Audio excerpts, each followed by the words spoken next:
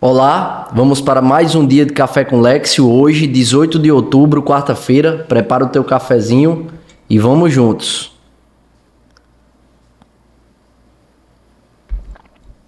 Em nome do Pai, do Filho e do Espírito Santo.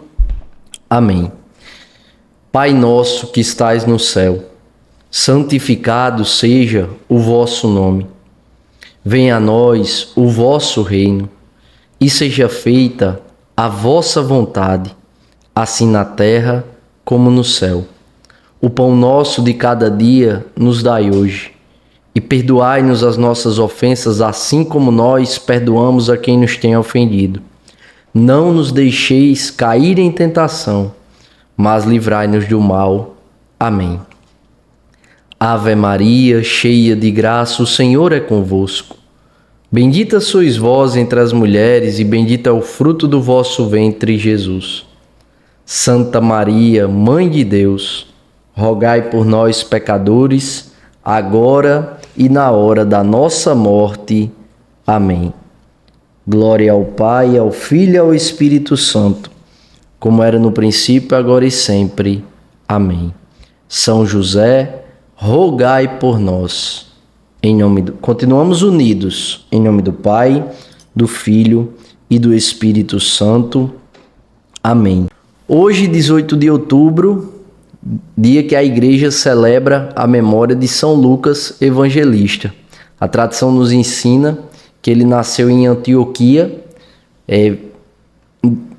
pertencente a uma família nobre e pagã, e tinha um dom para pintura, né? Alguém extremamente inteligente, médico, e como pagão foi convertido não por ter conhecido pessoalmente a Jesus, mas por ter conhecido Jesus por meio da pregação dos apóstolos, sobretudo de São Paulo.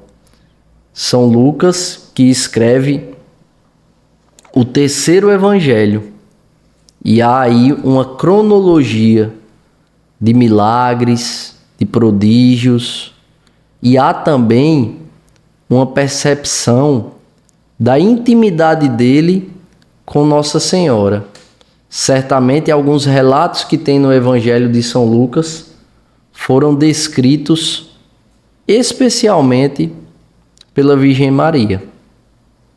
Então, que possamos pedir, a intercessão de São Lucas, porque é muito importante que sejamos conhecedores do Evangelho, e ele um dos evangelistas. E hoje, na primeira leitura aqui, a gente vai ver o quão importante é. São Lucas, ele é conhecido como o evangelista da misericórdia e também como o evangelista que tem como foco, um evangelista dedicado a Maria. Então veja, isso é muito forte para nós da comunidade Filhos da Misericórdia, um evangelista que se dedica a Maria e que também é conhecido como o evangelista da misericórdia. E peçamos a São Lucas essa graça de conhecer o Evangelho, de compreender o Evangelho e de amar o Evangelho, porque o Evangelho é um caminho seguro para amarmos a Jesus. O Evangelho é um caminho seguro para cumprirmos diligentemente com a vontade de Deus. Primeira leitura de hoje, 18 de outubro, 2 de Timóteo, capítulo 4, versículo 10 até a segunda parte do 17. Leitura da segunda carta de São Paulo a Timóteo. Caríssimo, Demas me abandonou por amor deste mundo e foi para Tessalônica. Crescente foi para a Galácia, Tito para a Dalmácia. Só Lucas está comigo. Toma contigo Marcos e traze-o, porque me é útil para o ministério. Mandei Tíquico a Éfeso. Quando vieres, traze contigo a capa que deixei em Troade, em casa de Carpo, e os livros, principalmente os pergaminhos. Alexandre o ferreiro tem me causado muito dano. O Senhor lhe pagará segundo as suas obras. Evita-o também tu, pois ele fez forte oposição às nossas palavras. Na minha primeira defesa, ninguém me assistiu. Todos me abandonaram. Oxalá que não lhe seja levado em conta, mas o Senhor esteve ao meu lado e me deu forças. Ele fez com que a mensagem fosse anunciada por mim integralmente e ouvida por todas as nações. Palavra do Senhor, graças a Deus. A primeira coisa aqui, São Paulo ele dá várias recomendações a Timóteo. E ele começa falando que um dos seus discípulos o abandonou por amor deste mundo.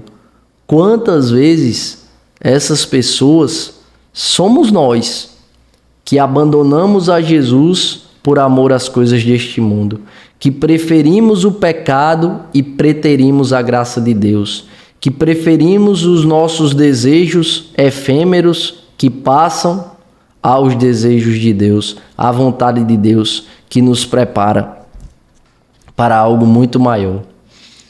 Peçamos ao Espírito Santo essa graça de não abandonar a Jesus, de não abandonar a Jesus. São Paulo aqui, ele vive a repetição do que Jesus viveu, porque aos pés da cruz ficaram muito poucas pessoas. João, discípulo amado, Maria, sua mãe, algumas poucas mulheres que o seguiam. Todos os apóstolos, com exceção de João, não ficaram ali aos pés da cruz. Então Jesus, desde o início, ele sofre do abandono. E nós também o abandonamos. Todas as vezes que decidimos deliberadamente pecar, nós viramos as costas para Jesus. Porque o pecado ofende o coração de Jesus. E quantas vezes nós pecamos sabendo daquilo que nós estamos fazendo, mas nós preferimos atender a nossa carne do que atender a Jesus. Preferimos atender a nossa carne e ofender a Jesus do que mortificar a nossa carne e agradar a Jesus. Então, às vezes, durante o nosso dia, a gente abandona muito nosso Senhor. E São Paulo narra isso aqui, né? Demas me abandonou por amor deste mundo. Crescente foi para a Galácia, Tito para a Dalmácia. Aí aqui é onde eu quero tocar, porque hoje é dia do evangelista São Lucas. E é ele aqui, ó, que São Paulo cita. Só Lucas está comigo. Olha que conversão madura, profunda, consistente. Essa conversão de São Lucas que nós desejamos e devemos desejar ter. Uma conversão que faz com que a gente permaneça e não abandone a Jesus. Permaneça, crie raízes e não abandone as obras que o Senhor nos confia. Só Lucas está comigo. E eu fiquei pensando nisso, meu Deus.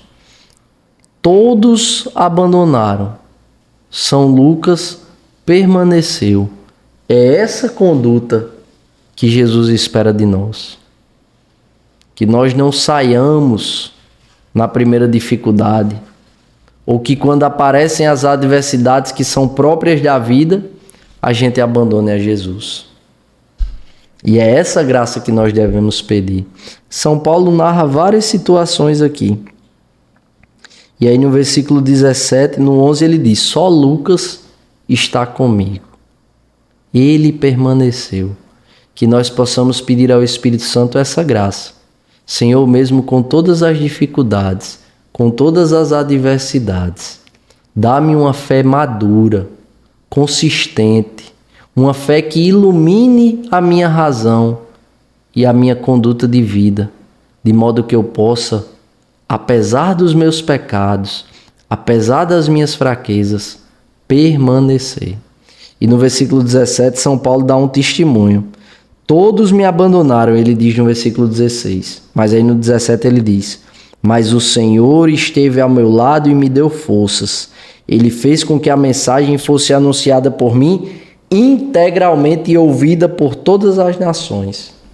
mas o Senhor esteve ao meu lado e me deu forças. Olha, na tua vida pode chegar um momento diante do teu erro ou de uma situação difícil que você pode se sentir abandonado por todo mundo, mas existe alguém que não vai te abandonar, apesar dos teus erros, dos teus pecados, dos teus fracassos. Esse alguém é Jesus. O Senhor não desiste de você. Ainda que você desista dele, ele não desiste de você. Ainda que você ache que não mereça a presença dele, ele não desiste de você. E ele está ao seu lado, mesmo que você não perceba, mesmo que você não escute, não sinta a sua presença, ali ele está. Não te abandona sequer um segundo da tua vida. O Senhor te deseja. O Senhor não desiste de ti. E quando você pensar que todos te abandonaram, o Senhor permanece ao teu lado. Então tenha certeza disso. Todo sentimento de solidão é uma solidão relativa. Porque nesta solidão que você sente, existe alguém muito maior que permanece ao teu lado, que é nosso Senhor Jesus Cristo. O Evangelho de hoje, Evangelho de nosso Senhor Jesus Cristo, narrado segundo São Lucas. Glória a vós, Senhor. Lucas capítulo 10, versículos de 1 a 9. Naquele tempo, o Senhor escolheu outros 72 discípulos e os enviou 2 a 2 na sua frente, a toda cidade e lugar aonde ele próprio devia ir, e dizia-lhes: a messe é grande, mas os trabalhadores são poucos. Por isso, pedi ao dono da messe que mande trabalhadores para a colheita. Eis que vos envio como cordeiros para o meio de lobos. Não leveis bolsa, nem sacola, nem sandálias, e não cumprimenteis ninguém pelo caminho. Em qualquer casa em que entrardes, dizei primeiro: a paz esteja nesta casa. Se ali morar um amigo da paz, a vossa paz repousará sobre ele. Se não, ela voltará para vós. Permanecei naquela mesma casa, comei e bebei do que tiverem, porque o trabalhador merece o seu salário. Não passeis de casa em casa. Quando entrardes numa cidade e fordes bem recebidos, comei do que vos servirem. Curai os doentes que nela houver e dizei ao povo: o reino de Deus está próximo de vós. Palavra da salvação. Glória a vós, Senhor. Vamos tomar o cafezinho.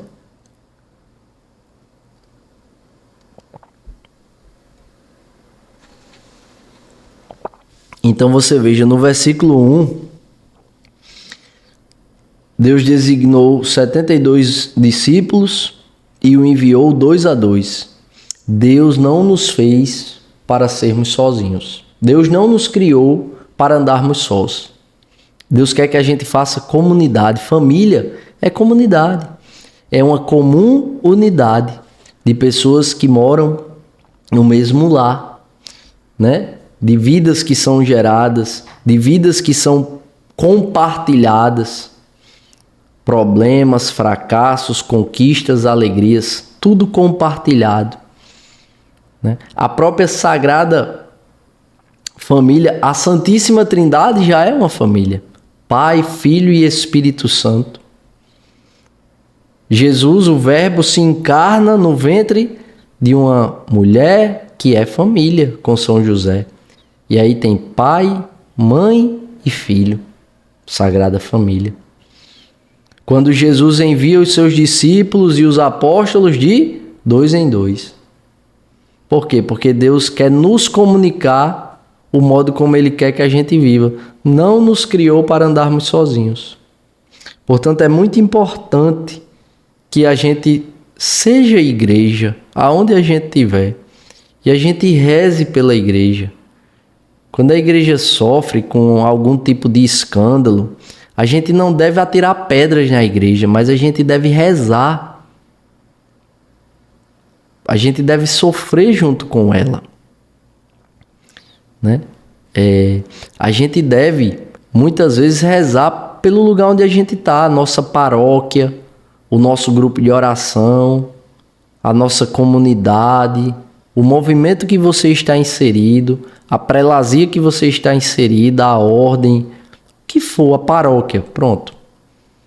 Nós devemos rezar, gastar nosso tempo também rezando por essa comunidade que o Senhor nos colocou, nos inseriu. Então, e aí no versículo 2, o que é que ele vai dizer?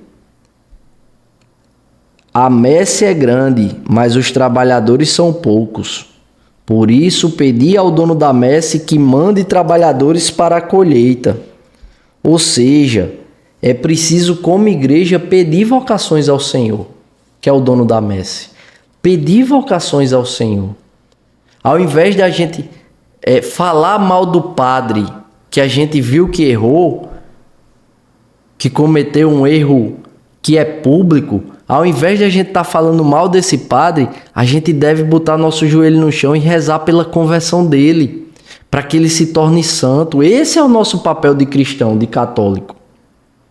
E não ficar falando mal do padre, falando mal da igreja. A gente deve pedir vocações nesse sentido, para que os padres que cometem erros de forma pública, a gente possa rezar por eles, para que eles se convertam, para que eles se emendem, para que eles se tornem santos. E a gente deve fazer mais que isso, a gente deve rezar pedindo vocações santas, vocações de sacerdotes que sejam santos, vocações de esposos, de esposas que sejam santos, que sejam santas, vocações de religiosos, de irmãos, de irmãs que sejam santas, comunidade de vida, comunidade de aliança, um povo santo. A gente deve gastar tempo. Talvez você que está me escutando aí, me vendo, você talvez nunca tenha rezado pedindo uma vocação para a igreja santa. Uma vocação santa para a igreja. E hoje você vai fazer isso, inflamado pela Lexio Divina. Senhor, eu te peço hoje, de modo muito sincero, Senhor, eu te peço, levantai sacerdotes santos na igreja. Homens e mulheres que queiram ter um matrimônio que te honre, que te louve, que te glorifique, que dê testemunho do teu amor e da tua misericórdia para com o mundo. Porque uma família santa, uma família que busca viver a santidade, que busca viver com coerência o evangelho, é um ato de amor e misericórdia de Deus para com o mundo. E a gente deve botar nosso joelho no chão e pedir vocações santas, seja de um padre, seja de uma freira, seja de um irmão, seja de uma mulher que vai ser esposa, de um homem que vai ser marido, pai, mãe. Peçamos hoje essa graça, Espírito Santo, vem nos conceder essa graça, vocações santas para a igreja, né? E aí, uma coisa importante também, no final do versículo 7, que ele diz assim: permanecei naquela mesma casa, comei e bebei do que tiverem. Aí ele diz assim, ó, porque o trabalhador merece o seu salário.